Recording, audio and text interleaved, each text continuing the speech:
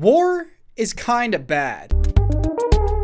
War is such a vibe killer, dude. War video games, on the other hand, those are pretty cool. Especially when they're grounded in a real war like World War II. I just love that stuff. I spent a lot of time playing World at War multiplayer. Apparently my mom did too. Yeah, I deep-throated your mom. But recently it feels like there haven't been too many great World War II games coming out. Oh my god, bro. Oh, hell no, man. What the fuck, man? In order to find the best historical shooter, we're gonna have to go way back. Back to a franchise that shines like a beacon of hope. Brothers in Arms. Hey, I'm Tony, and today we're gonna be detailing how Brothers in Arms went from this to this.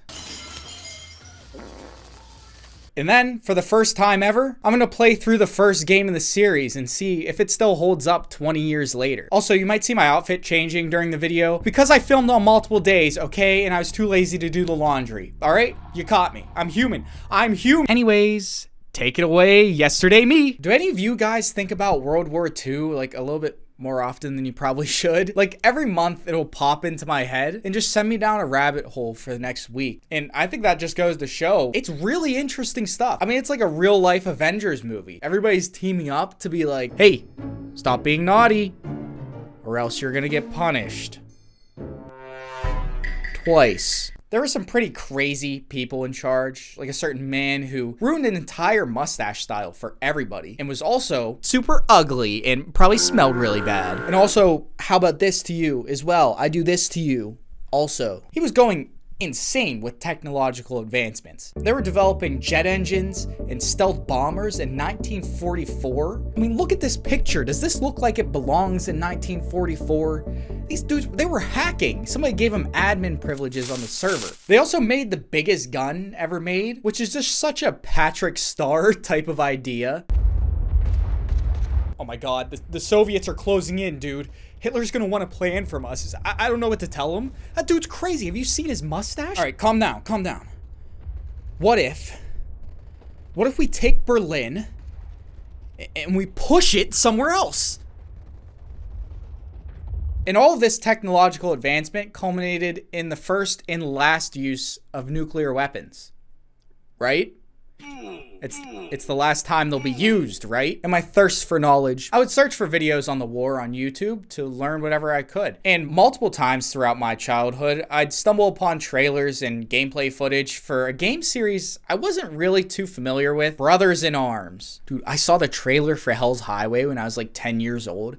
And it scared me so much. Like, I'd have actual nightmares that the Germans were coming for me. And even though it was scary, I was always kind of curious about the games. All my friends would always talk about Call of Duty and how fun those games were. I wasn't allowed to play them because they were too violent. I guess my parents wanted to avoid the whole seeing people dying thing. Whatever. Skip ahead 15 years to now, and I came across the same trailer that I saw as a kid. And I realized something pretty amazing. I can play this game now. I'm a fully grown adult. I only pee my bed a couple times a year. I can handle it now. So I bought Brothers in Arms Road to Hill 30 so I could finally live out my childhood dream of experiencing this series. Before starting up the game, I wanted to know what makes these games so special. The first game was released in 2005, almost 20 years ago, and people are still calling for a remake. What makes these games so different? Why does it still have such a dedicated fan base? And to understand that, I think it's important to understand the context around the game. Oh my god, I sound like such a fucking nerd right now. So I looked into the development of Road to Hill 30, and what I found was honestly very interesting in like a nerdy, geeky sort of way. So if that sounds boring, which it should, honestly, if you've ever touched a woman or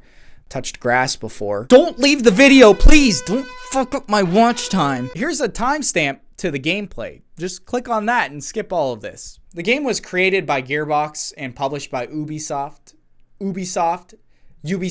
whenever she doesn't fuck with World War II, like Ubisoft. Brothers in Arms Road to Hill 30 released on February 24th, 2005, with the dev team aiming at making a interactive history book. Something that would let people experience the Normandy invasion in a different way. And they went so hard on the research for this game. They spent over a year researching, poring over documents and pictures from the time. They even took a trip to Normandy. A group of us took a trip to Normandy to take photo reference pictures. We basically went through the same routes that the soldiers took and just photographed everything.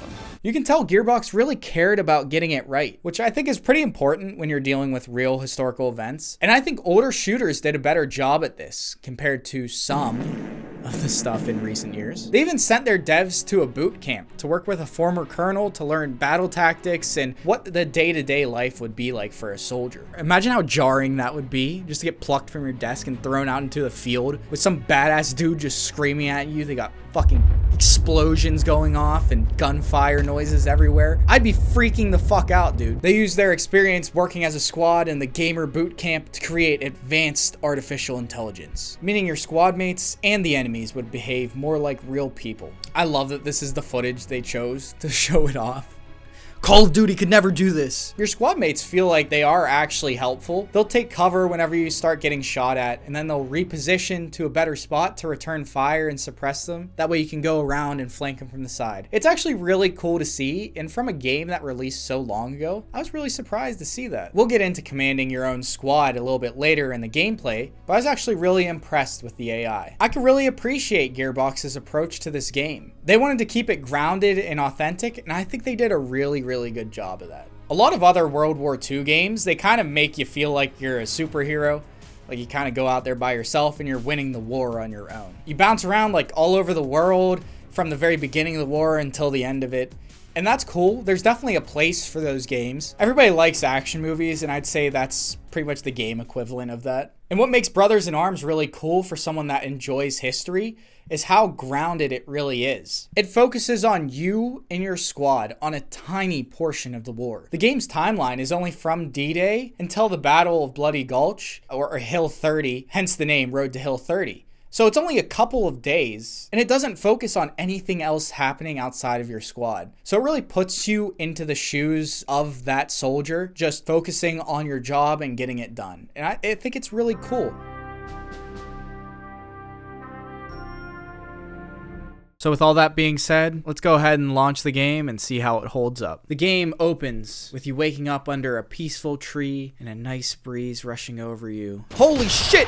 Oh, they're everywhere! Oh my god, that guy just got blown up! What the fuck is happening? Oh man, what a way to start off the game. I could tell just from the intro alone, this game was gonna be different, man. They weren't gonna pull any punches. The title cards start rolling with a beautiful soundtrack swelling in the background. I really love the music in this game, dude. It has the perfect mix of somber and patriotism. Got me ready to run through a brick wall, dude. Bad day to be a fascist when that music's playing, I'll tell you that. The first mission, Rendezvous with Destiny, opens up with a monologue from your character, Sergeant Matthew Baker. I never asked to be squad leader, but I had no choice. Now I've got 13 soldiers under my command. 13 men depending on me to make the right decisions and not get them killed. 13 families relying on me to bring their husbands and sons home. 13. And let me just say, Troy Baker absolutely killed this role. You're going home. You're going home to Irma and Carol. You're gonna be a dad. You're gonna be a great dad. That building, when it fell on us, Matt, you're not gonna walk again. I'm sorry. I'm so sorry. Nothing is going to stop me from finding you when this is all over. You're my best friend, Red.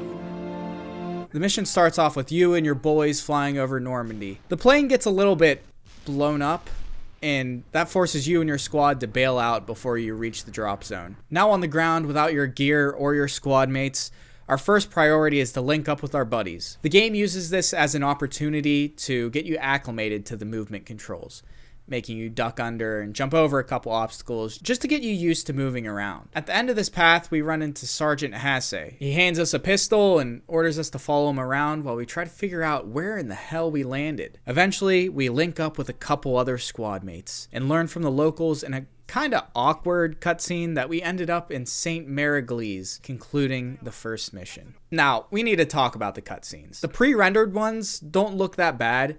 Like, you can definitely tell they're outdated, but they aren't horrible. Now, the in-game cutscenes, they're a different story. They're filled with these weird, awkward pauses between voice lines, which is made even weirder because the character you play as doesn't have any dialogue during these scenes, so it just kind of feels odd. No idea. I'll find out. Stay put.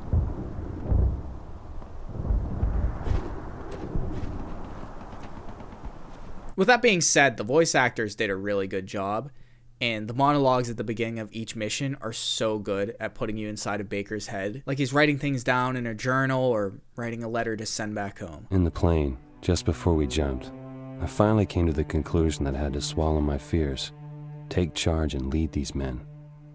It seems fate has a dark sense of humor. I'm a man with hell standing between me and my men. No matter. Not even hell will stop me. In the next mission, we continue on outside of St. Mariglis, where we stumble on an AA gun that needs to be taken out. Before the first encounter, we enter the situational awareness view for the first time. This gives you a top-down view of the battlefield, letting you see your own squad, enemy positions, and the objective. You can use this view to find cover and flanking routes that you can take to kill the enemy. I think this is a really fun game mechanic. It gives the game a little bit of strategy, and it fits really well with your character since you're a sergeant and you're in charge of your squad, so you need to be able to see where everybody's at. And it's nice that it's not a gimmick either, like it's genuinely useful. Because of the shooting mechanics, it's almost impossible to hit someone when they're behind cover. When you ADS, it's very swayy. It's really hard to pick off an enemy that's showing just a sliver of themselves. So you need to rely on your squad mates to suppress the enemy. You get a little icon that shows above them when they're suppressed, and that makes their aim worse, and it reduces the amount of times that they'll try and pop out of cover to kill you, which gives you an opportunity to take one of the flanking routes you found in that top-down view to get around them and take them out. So everything works together really well. All the different mechanics mesh together perfectly. And it's fitting for a game that focuses on the bond you make with your squad mates by forcing you to rely on them. So we fight our way to the guns and blow them up. But there's no time to rest. The 4th Infantry is landing at Utah Beach, so we need to fight our way there and link up with them. Before we set out, we meet with Corporal Hartsock. He's the first squad member that we can control. You can command your squad to move to a certain position, follow you, lay down suppressing fire, or charge the enemy.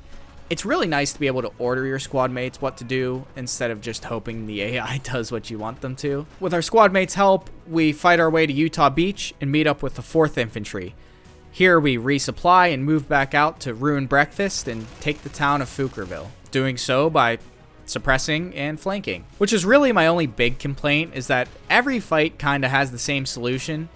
Either you or your squad mates suppress while the other flanks around and gets them from the other side.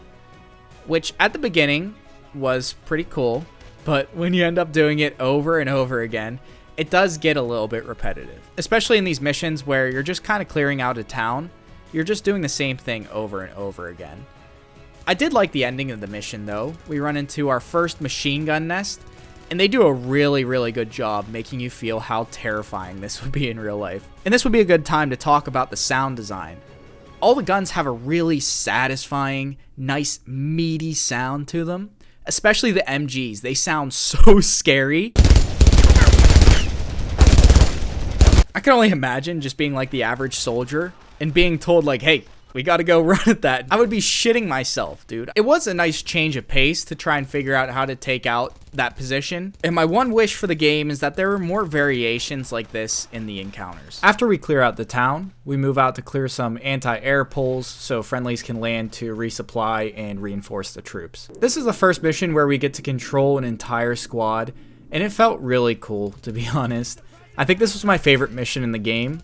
There was a lot of variation in the enemies you run into, and the way the enemies are positioned forces you to plan carefully before sending your squad out to attack a position, because you could very easily put them into a spot where they can get flanked and mowed down. So with some clever tactics, we maneuver our squad to take out all the enemies and destroy all the poles preventing the gliders from landing. Once they do, we resupply again and head out to clear the town of Vierville. Baker's best friend from home, George Risner, gets assigned to us, letting us control his tank as part of our squad, which was very, very broken. You can use the tank as mobile cover, or more efficiently, just use it to blow up whoever's trying to kill you. Using our new squad member, we clear out the entire town of Foucarville and defend against the counterattack. In the next mission, we get ambushed and our tank, along with Baker's best friend George, get blown up, leaving Baker to try to comprehend what just happened and what he's gonna tell George's mom. Most of the night, trying to figure out what I'd say to George's mom when I saw her again.